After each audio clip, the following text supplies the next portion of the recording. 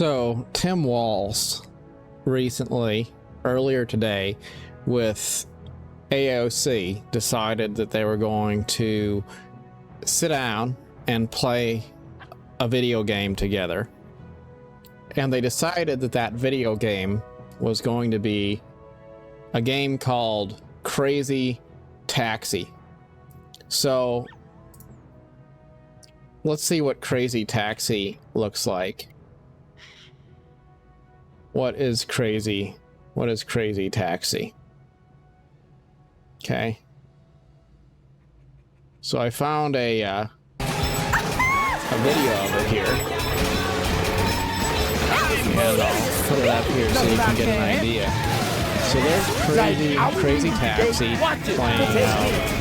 Okay. And you know, I don't know that I really need to play too much more of this. You get the idea. It's an old game, ancient game from quite some time ago. And that is what our vice president decided was going to be the game he would play to try to recruit the male disenfranchised gamer crowd. Now, I don't even know what to say, because this ancient game I never heard of. It's also not a game that is being played right now. I don't know if Tim Walz knows this, but Crazy Taxi is not on the mind of anybody other than maybe him.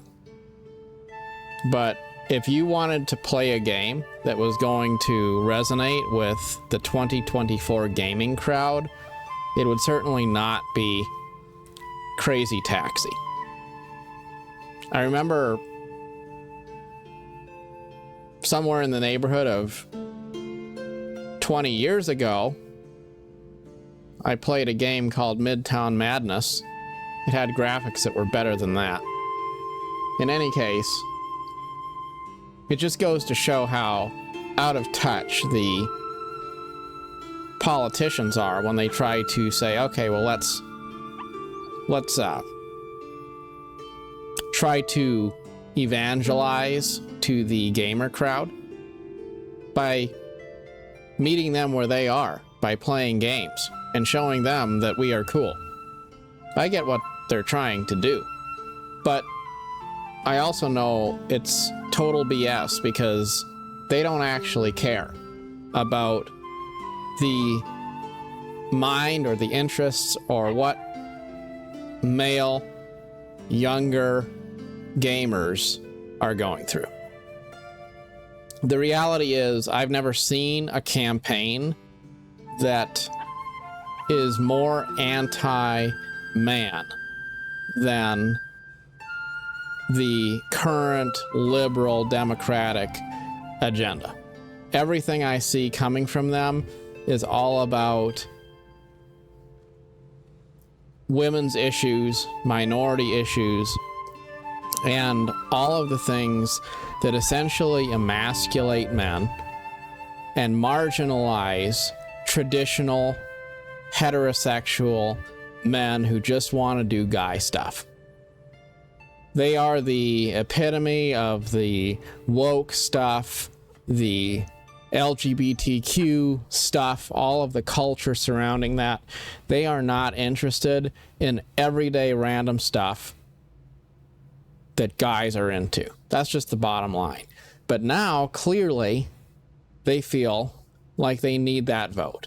So what are they doing? They're trying to reach out to that demographic. And a while ago, Tim Walz also showed up on a Twitch stream for World of Warcraft. Again, even in the MMO community, which I am part of, and I think most of you are part of, World of Warcraft is not exactly the new game on the block. World of Warcraft is something even those of us who are older to the genre probably kind of moved on from to some degree to branch out into other things. So the fact that when Walz and the Harris campaign decide they're going to reach out to male gamers, they decide to pick the most niche old games they can find to join that audience. It just proves that they don't understand what male gamer crowd is into today, and it just is really disingenuous. So anyway, I saw this video of AOC and Walz on the computer playing Crazy Taxi, going back and forth, and it's on the Tim Walz YouTube if you want to see it. But I made a post there, and the post is here. Doesn't really matter. I just decided I'm going to say something about this, something like what I just said. I said the fact that these folks think that Crazy Taxi is the best way to connect with the male gamer audience in 2024 provides proof of just how out of touch they are. The only reason they're doing this is because across the board in actual gaming circles, droves of young men are disenfranchised with the way the woke activist left treats and portrays them. I've never seen a moment in political history in which the left has been so hateful toward the identity of men as a whole. I'm a gamer for Trump. Vote for a strong economy, because if Harris Walz win, we'll all be playing Crazy Taxi. And someone replied to my comment, and I really like this, because they said, y'all won't even leave your room to shower, much less leave the house to vote.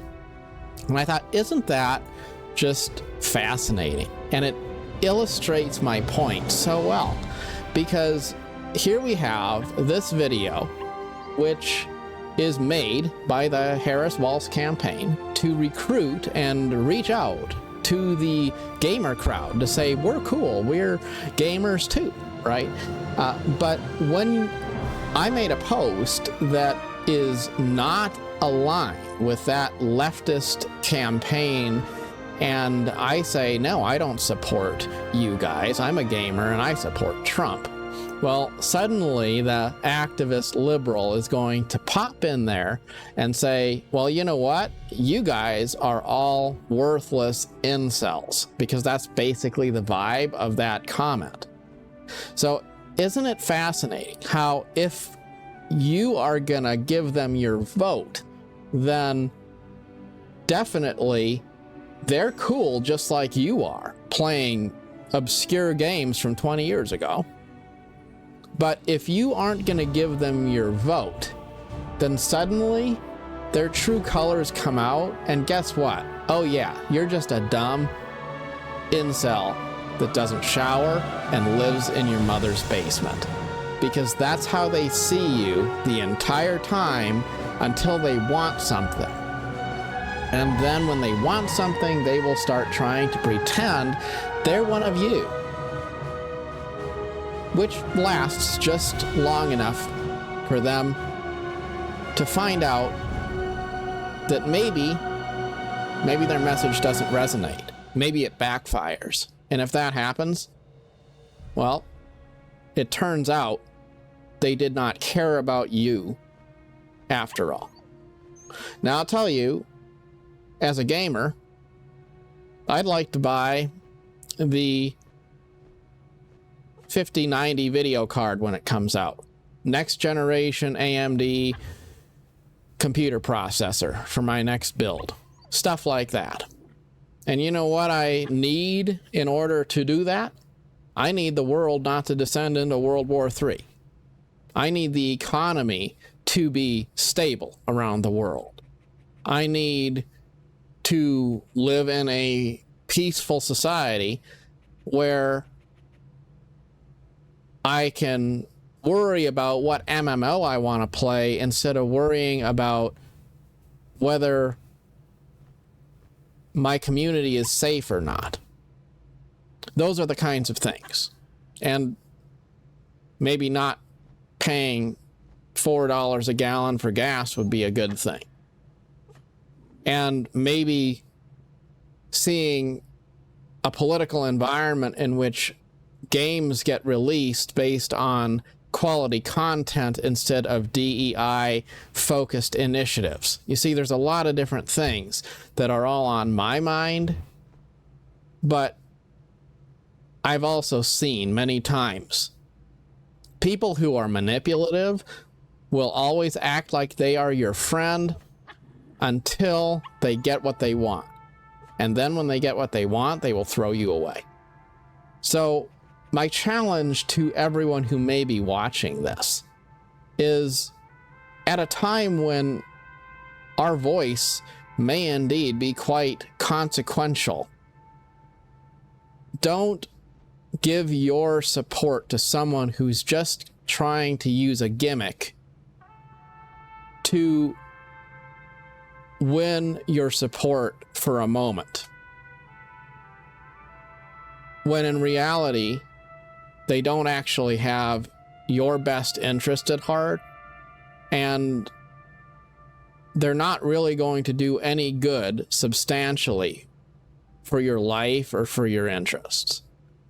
I think there's a lot of crazy reaching across the aisle right now to try to get votes however folks can.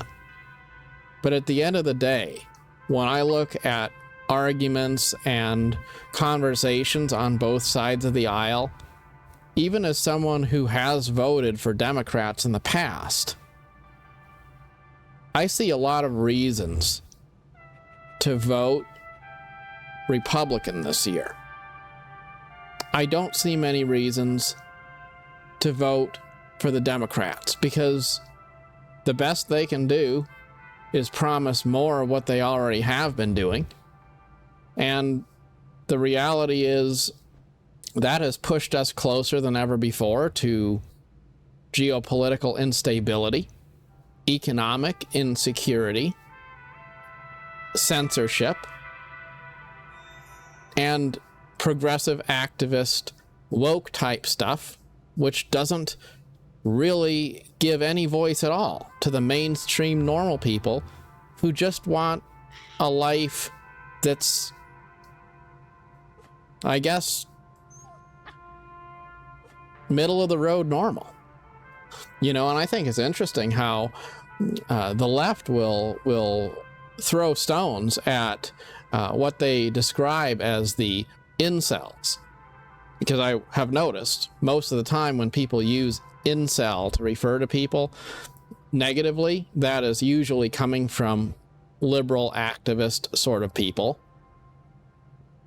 The interesting thing is, look at the kind of stuff that they're saying is the opposite of incel culture, like drag queens and LGBTQ stuff that is creepy and weird, and all the trans stuff and all the rainbow stuff, and people painting themselves up weird and looking like caricatures.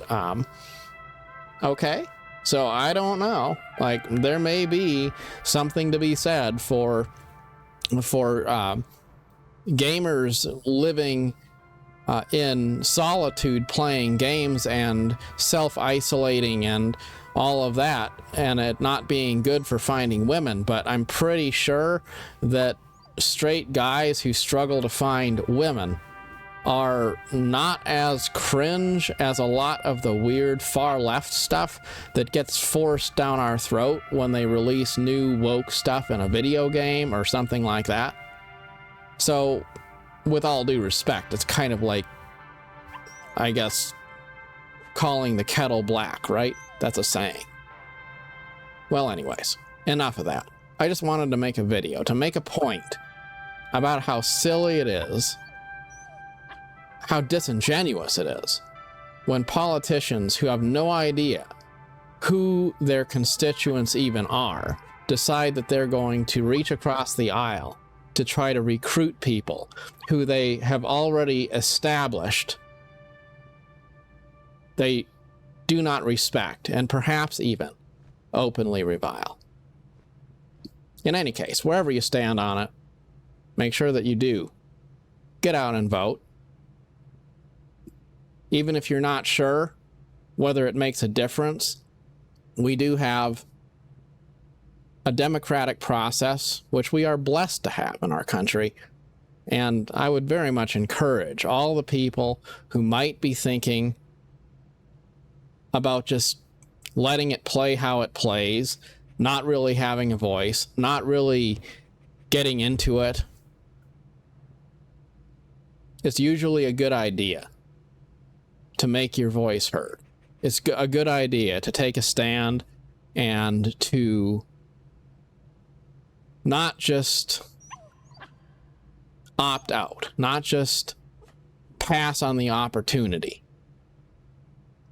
Because sometimes we all have more of an opportunity than we realize to make a difference in the world and society around us. As always, good luck on your adventure. Till next time, thanks for watching.